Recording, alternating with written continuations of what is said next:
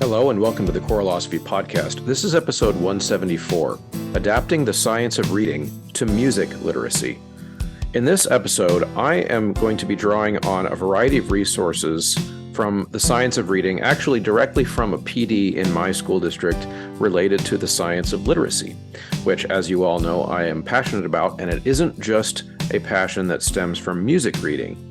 My passion for music literacy stems from what I know about the benefits to a person's brain when they learn to read, and the benefits that stem out of just their ability to sing a song or read a book. It goes so much further into their lives. Students who are literate, students who are fluently literate, have better outcomes in almost every measurable aspect in their life, which is why the literacy project in schools really should be one, in my opinion, that everyone is engaged in. Every teacher has a content area that students can learn to become more literate in, and we in music education are no different. Of course, the music literacy tool that I use the most frequently is Sight Reading Factory. So at sightreadingfactory.com, I can custom design exercises for each individual kid, and I can put a trajectory for their music literacy growth in place in a very similar way to how our reading colleagues use leveled readers. They also use sight words, they use flashcards. There's a lot of things that our other colleagues do in these areas. And on Sight Reading Factory, I find all of that creation of content very easy because of how customizable and how quickly the algorithm regenerates unlimited exercises that I can copy, I can take screenshots, I can turn them into flashcards, I can do all kinds of things with Sight Reading Factory. Now, of course, you can use Sight Reading Factory in whatever way makes sense for you, but make sure that you enter Choralosophy at checkout when you sign up for your membership and for your students to have their memberships. Over at Patreon, we have a big library full of resources that you can have access to. I call it my Google folder full of goodies. There's also, of course, the private podcast feed, but I discover every time I poll the Patreon's supporters, most of the people who chip in $3, $5, $8, $10, whatever it is a month that they choose to chip in over there, they don't really do it for those resources. They do it because they want to support this show and make sure it continues. So if you want to be there for any reason, then head over to patreon.com/Choralosophy and sign up today. I'm excited to tell you about Ludus.com, a new platform designed for the performing arts by people from the arts. With Ludus, you'll have access to a friendly, knowledgeable customer success team that's available when you need them. And the best part, there are no setup costs, contracts, or hidden fees. It's 100% free to your program, so why not give it a try and see how Ludus can help you streamline your operations and put the focus back on your passion for the arts. Choralosophy listeners can go to ludus.com/Choralosophy for an upgrade for free to their marketing suite. The show is produced on Patreon by Venture Studios, Ryan Main, Michael Herron, Kyle Peterson, Stephen Kathy Kakachik, David Kowalczyk, Max Jackson, Ulrika Igrain Munoz Alarcon, John Warner, Angie Schilling, Nathan Hines, Jared Hendricks, Brian Long, and Jonah Clixbull. All right, let's jump in here. I'm going to start in this document called The Science of Reading, Evidence for a New Era of Reading Instruction by Laura Stewart. This is the author and national director for the Reading League. And I'm just going to pull out some quotes here just to set the context for this conversation. Because as music educators, which most of you are listening to this, I think that we are behind. You've heard me say that before, but behind what? We are behind this body of research known as the science of reading and how it might apply to us. Now, I am not a researcher. I am a working teacher, as most of you are as well. So putting some type of formal study together for connecting these concepts to the music education classroom is not really my wheelhouse. I guess you could consider this episode my treatise on why that needs to start happening, as well as some arguments for what I see as obvious parallels and obvious connections between this body of research that already exists about how humans learn to read and what we do every day for both good and ill to that end in the music classroom. So here's some things from the opening of this article here that I want to highlight. So delivering on the promise of education starts with the mastery of the most fundamental foundational skill, the ability to read. Not only is reading critical to the success of further education, but it is an expected accomplishment in order to thrive in contemporary society. So let's put that in music context. That's easy to put in music context. Critical to the success of further education. So you hear me talk about this all the time. I want my students to not need me to teach them a song. I want my students to not need someone else either. So I would include in that, I want my students to not need to go listen to a recording to learn a song. I want them to be able to pick up the page and learn the song with nobody's help. That's an extremely important goal of further education. So they leave my classroom, can they go out and use those skills to learn music? So that's a big one. And the other line there that has an obvious parallel to music education is that it's an expected accomplishment in order to thrive. So what are colleges needing? They need kids who can read. All state choirs, professional orchestras, professional choirs, professional bands. These are all organizations that spend money by the hour, right? They need readers. And so that it is a necessary musical skill for many genres of musician, but especially in the genres that we teach in choral music, classical music, band, orchestra, those types of musical areas. Are there some musical skills and musical genres that don't need that skill? Yes, but the people who can read always have a leg up. So back to the article now from Laura Stewart. Yet many children today are not learning to read. Currently in the United States, only about 1/3 of our fourth graders are reading at grade level with accuracy, fluency, and understanding. This number is unchanged in 8th and 12th grades and has been relatively flat over time. In international comparisons, 15-year-olds in the United States rank 24th out of 72 participating countries in overall literacy.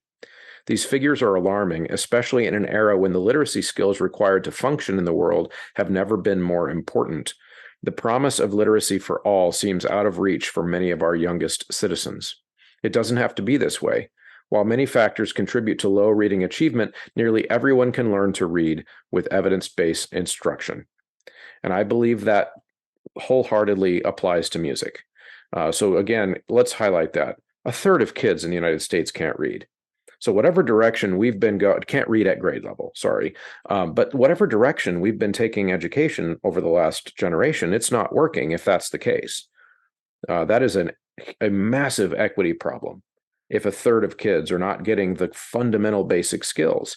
Now, in my previous presentations on music literacy, I'm not going to rehash all of them, but I've essentially made that same argument, is that we've been teaching kids to read music in a way that privileges a portion of the kids and leaves about 1/3 or more out of the equation. Now, my belief in the reason that that's happening is because we are also not teaching kids to read using this evidence-based system. All right, so the next thing that I love in it here, and I've got, if you're watching on the YouTube channel, I've got the screen up with this article. All of the visual representations I'm going to use today, you can find them on YouTube, or you can find, as always, over on Patreon. I will put the actual documents in the Google shared folder of goodies, and you can have your own copy of these things as well. But one of the things that the science of reading highlights are some false beliefs about what it means to read. So if the evidence is overwhelming and compelling, why are so many children failing to learn to read? Laura Stewart says, despite a preponderance of evidence about what constitutes good reading instruction, these false theories persist. One of those false theories is that reading is just as natural as speaking. Therefore, immersing children in print and literature will teach kids to read. Okay, so there's a music parallel. If I just put enough sheet music in front of the kids, teach them by ear, teach them with the piano playing along with them, eventually they will learn the songs. And if they learn enough songs over time, they will learn to read. Now, this one's connected to me personally because I used to believe it. Number one, I used to believe that that's a way that you could teach kids to read effectively. And why did I believe this? Because it's essentially how I learned to read. I learned to read this way by simply immersing myself in lots of music. And here's the thing with the science of reading and some of these false theories. The reason they persist is because they do work for some kids. But it's that 1/3 that don't learn to read that way that we are concerned with here in this episode. Here's another false theory. Teaching young children to look at pictures, skip over words, or guess at words based on context will develop the strategies necessary for reading comprehension. So in music, this would have a correlate where if we just teach the kids to make educated guesses on what notes they should be singing, aka allowing them to approximate the melody while somebody stronger around them is singing the melody and or playing something that fits into the chord structure or singing something that fits in, all of that's fine as long as you are having fun and right. And so these are things that there's nothing wrong with a kid improvising and having fun, and that has its context for sure in a music classroom, but it's not the same as developing literacy.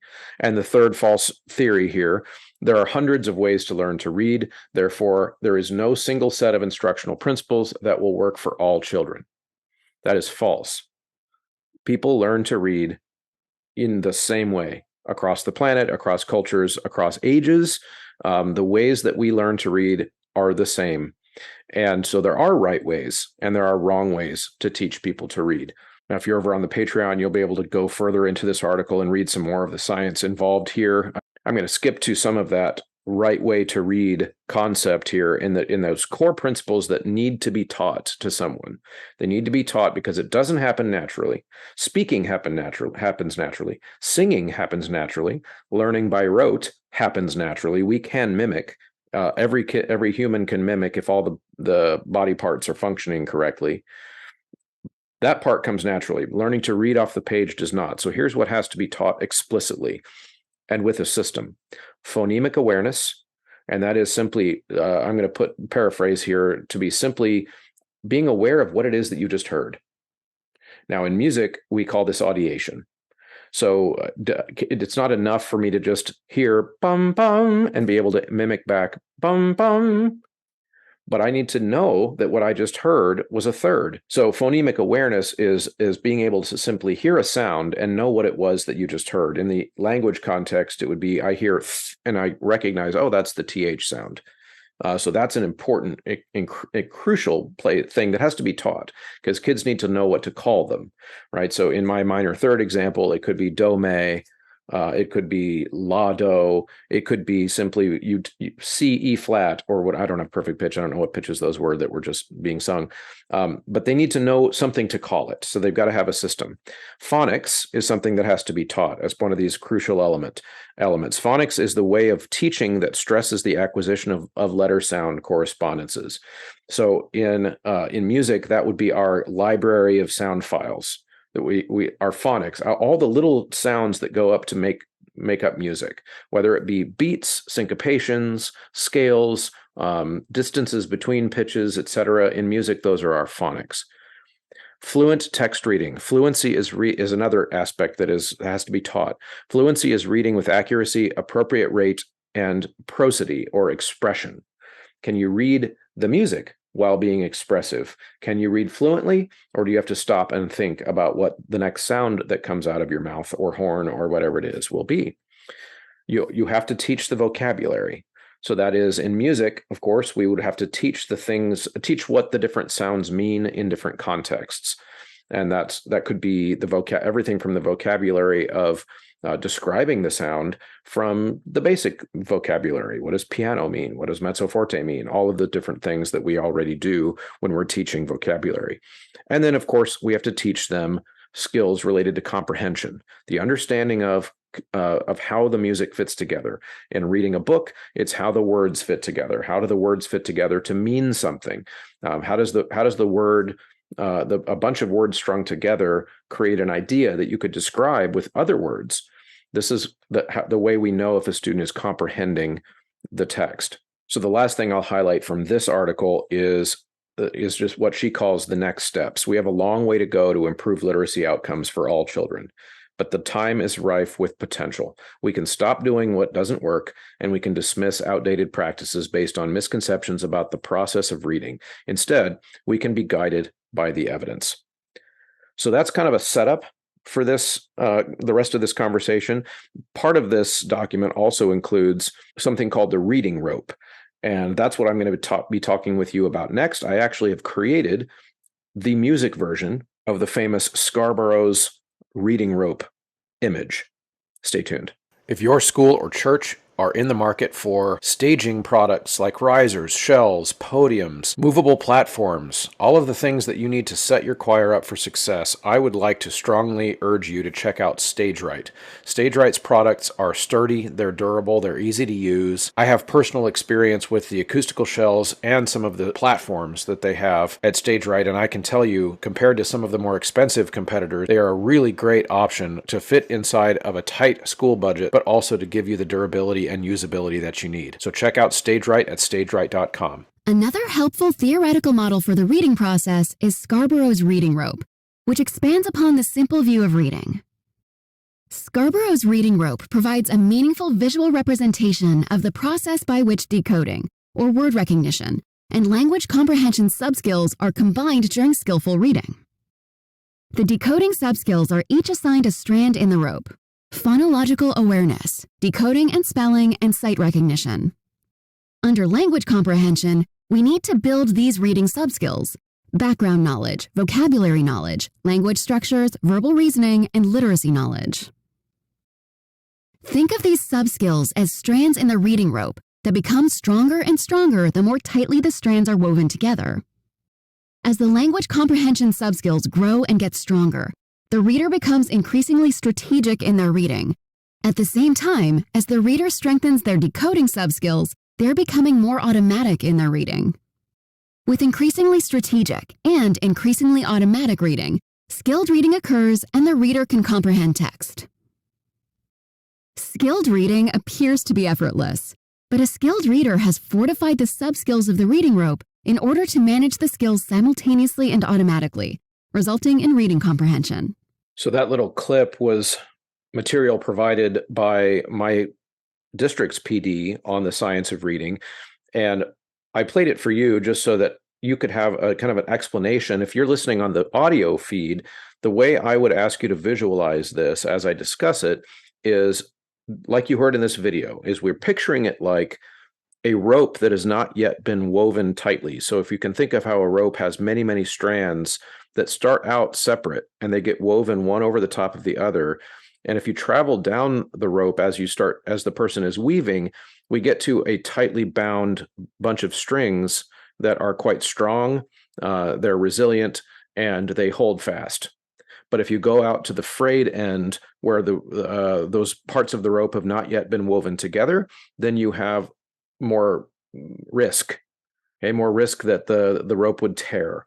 So the reason Scarborough came up with this image of the rope to explain the way people learn to read is that when beginners are weaving together all of these various strands, it can seem very painful, or there's a lot of struggle that goes into it.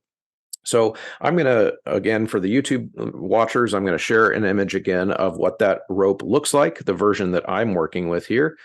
And we're going to talk through the original one. And so this is the one that was written to pertain to reading other languages. So music was not on the table here. This was how you read English, how you might read French or German or Mandarin Chinese, or really any other type of language. And I think that actually the Mandarin Chinese is a good bridge for this concept, because Chinese is a more pitch heavy language, right? So not every spoken language on the planet is devoid of concepts of pitch. So that would be one way that I would ask us to think about that bridge between music as a language and all of the other languages.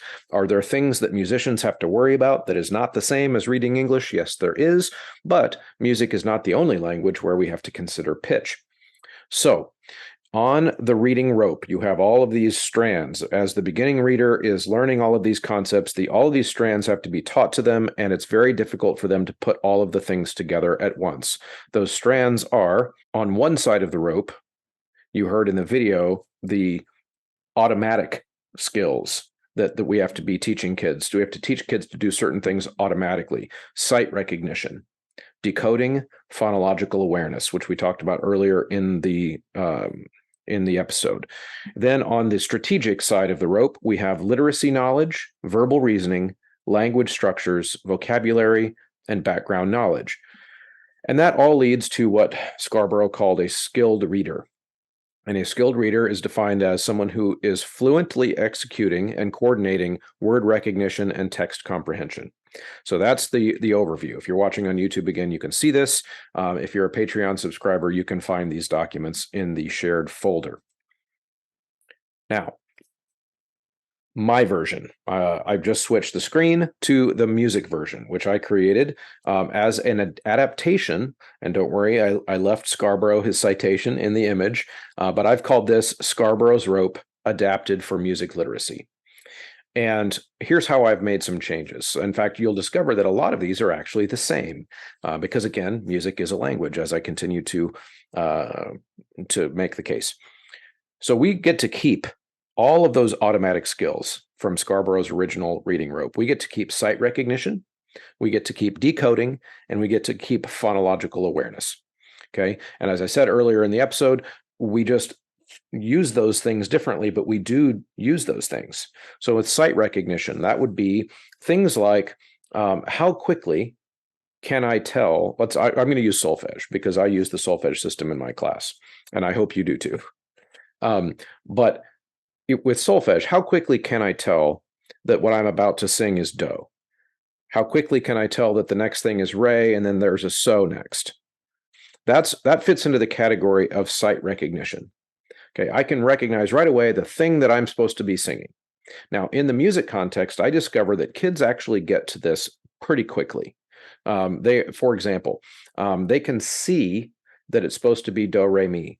Now, they might not yet be able to sing do, re, mi accurately, but it might come out of their mouth like do, re, mi, fa, do, re, mi, fa. And I will tell them, usually, if they're a beginning reader, I will say, good job, way to go. That's a great start. Your brain is telling you very quickly that is supposed to be do, re, then mi, and then there was a fa. Excellent. That's a good place to start.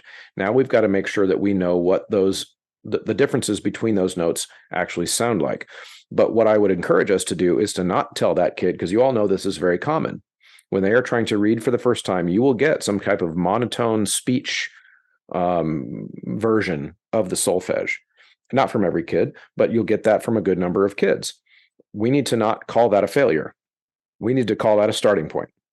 Okay, because they are starting to acquire one of those strands of the rope, which is that sight recognition. Other things that would fall into the sight recognition would, of course, be rhythms. Can they recognize that it's supposed to be 1 beat, 2 beats, and we need to keep that distinct in our mind from whether or not they can accurately perform that rhythm. That's a different strand. Okay, so then we move into the decoding strand. Now, the decoding strand is the part of music reading where I have to sound out intervals.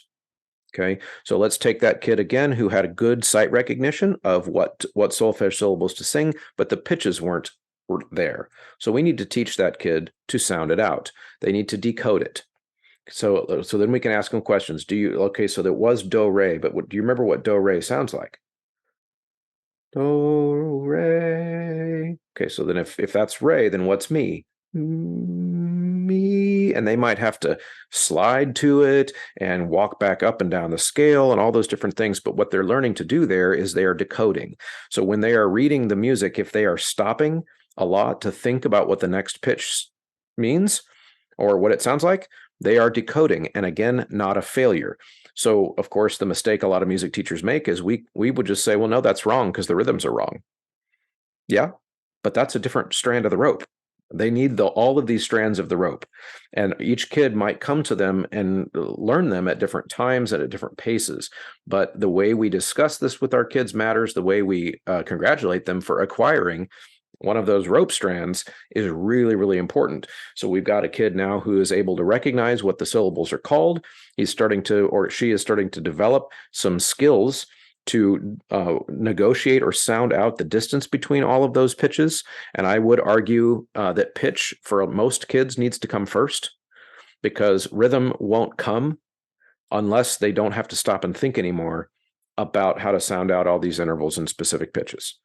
So that one has to happen before the other. Now, there are exceptions to that, but in almost every case, a kid who fluently reads, and in my program, if you're doing like Sight Reading Factory level, 4, 5, or 6, usually happens in 10th grade, and they're They're fluently reading those, right?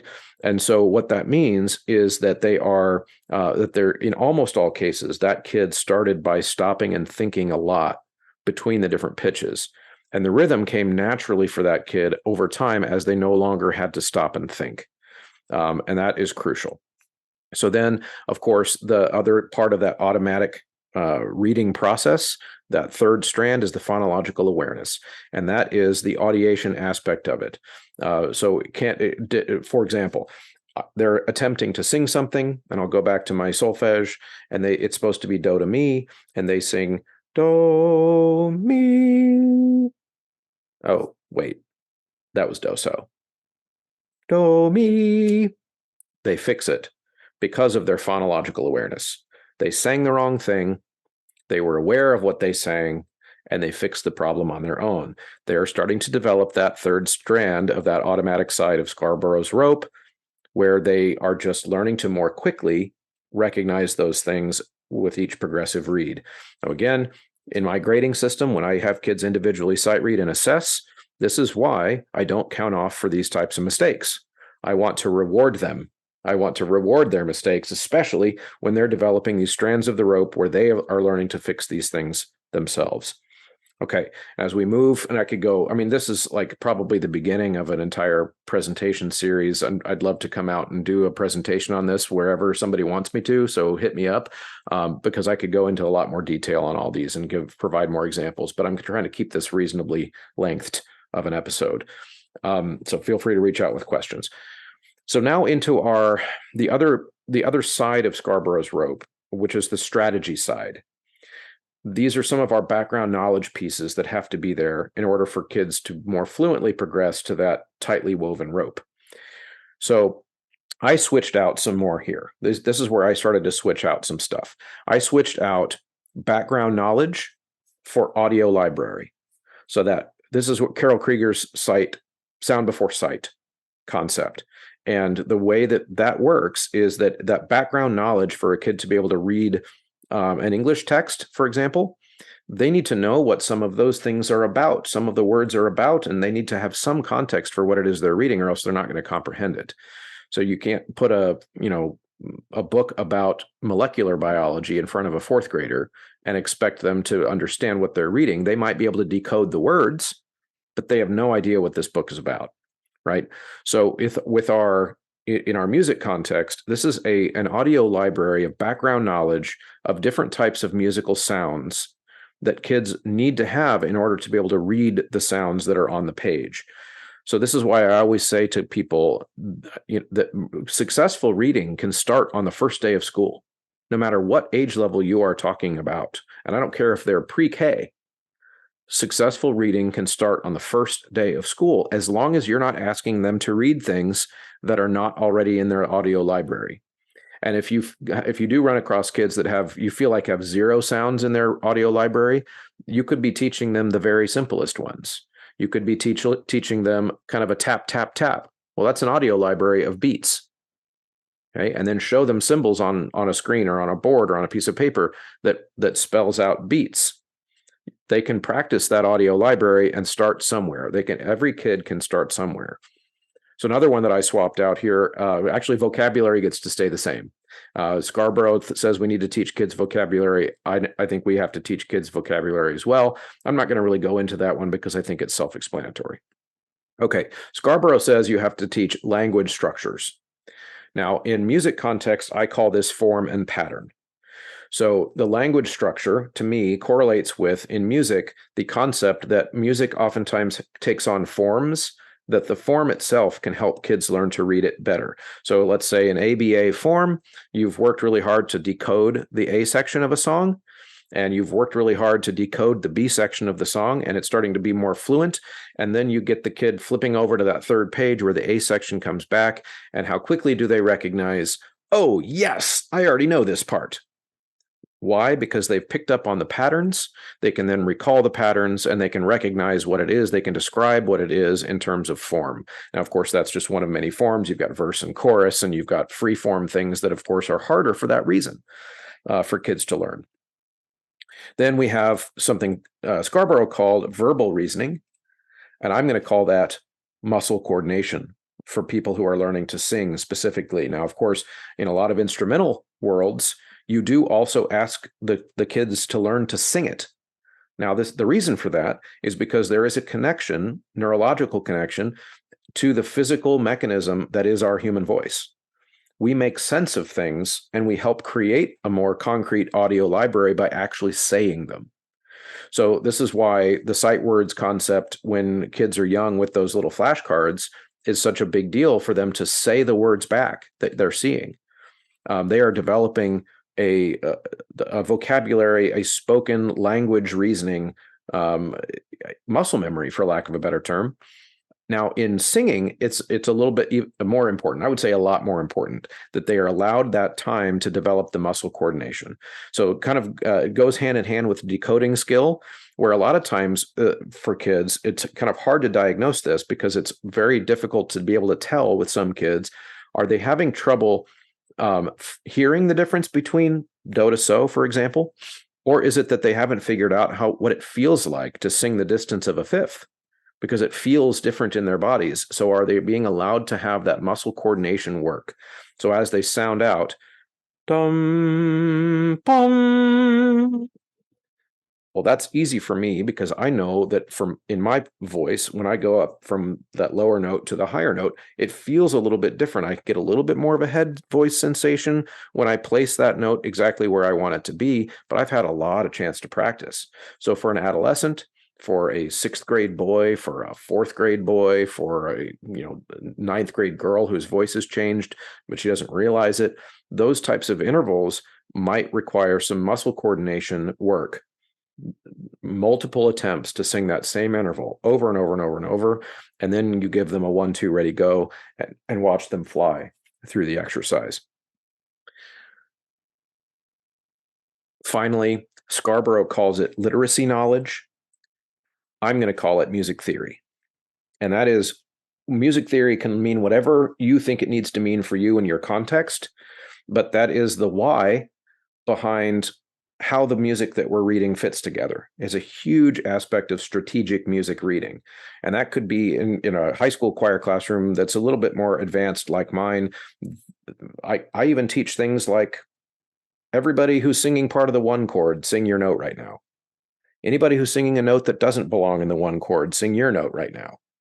Those types of things are part of the theoretical background knowledge that I had to teach the kids from the day that they came into the classroom in 9th grade, so that when we're doing more complicated music, the reading aspect of it gets easier. Because if we're reading multiple part music where there's, say, a one chord with a second and a fourth thrown in there for color, thank you, Eric Whitaker, or whatever, then they can figure out why it's difficult for them. And once they can figure out why it's difficult for them to hear, then solving the problem just gets a ton easier.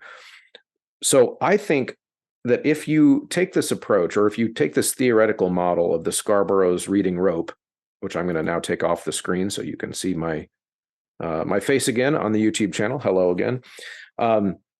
If we take this theoretical concept and use it to inform our teaching of reading, then I believe that we get a whole lot better at it. So in other words, the pedagogy matters. Like what is it that I'm teaching right now? And I would strongly recommend to all of you listening, if you're concerned about being better at teaching kids to not only sing, but to read the music, and also to have more fun in your class, and also to be able to have more time for interpersonal connections and talking about poetry and all of these things, the goal is to get your kids to that far right end of the rope, where all of these things are happening strategically and automatically at the same time, leading to being a skilled reader. I did forget to mention, I redefine skilled reader in our music context as well. So here, let me go back to that real quick. So Scarborough's skilled reader is fluent execution and coordination of word recognition and text comprehension.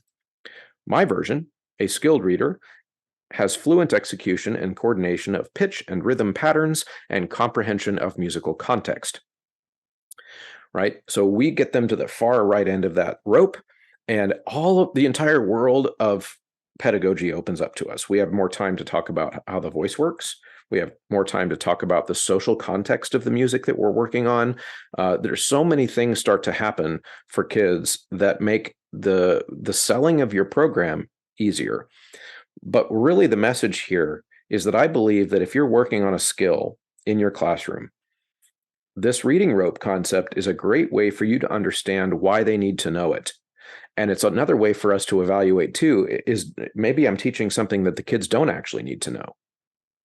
And what evidence am I drawing on for that assumption? And this is where I said at the beginning, I feel like in music education, we're a little bit behind the evidence here. So diving into your own research on the science of reading is strongly recommended as well. If you have not yet listened to Sold a Story podcast, I would strongly recommend that as the broad context for the science of reading and why you probably don't know very much about it, because there's definitely a reason why we don't know about it as educators. And then, of course, I would recommend going back to listen to my a cappella rehearsal episode if you have not yet, and the literacy is equity episodes that I've done on this topic as well. And as a reminder, I'm now collecting all of my music literacy episodes at choralosophy.com/music literacy. All one word. Very, very easy place to find those things, and you can find the link to that in the show notes. Thanks, everybody, for sticking around and listening to this little workshop. I hope it generates more questions. In fact, I'm sure this is going to generate more questions than answers. But that's okay. If there's demand for more of this topic, then we'll come back to this topic and talk more in depth about how all of these things work. But this is I think a missing piece of the puzzle for a lot of teachers is I know I want to teach better reading, but I'm not really sure how. And I need to understand the philosophy behind, but I also need to understand the science behind how it all works inside their brains in order for me to really truly master the pedagogy of it. So I hope this was helpful. On the way out, of course, if you enjoyed this, you can share it. You can go over to Choralosophy's Facebook page and add your comments and questions. And then, of course, anytime you see my content on social media, I love that if you share it, if you add a question there, if you interact with it in any way, it helps other people see it. Leaving ratings on podcast apps is very helpful. And then, of course, using the Choralosophy checkout code at all the websites that let you is extremely helpful. It's how people know that you're listening, how the supporters of this show know that you're listening. So, of course, you go to ludus.com/Choralosophy. They know that you're listening, and when you go check out their product over there, but you can enter the Choralosophy checkout code at sightreadingfactory.com, mymusicfolders.com, endeavormusicpublishing.com, graphitepublishing.com, and then, of course, last but not least, head over to patreon.com/Choralosophy and join over there to support. Thanks, everybody. I hope you enjoyed this.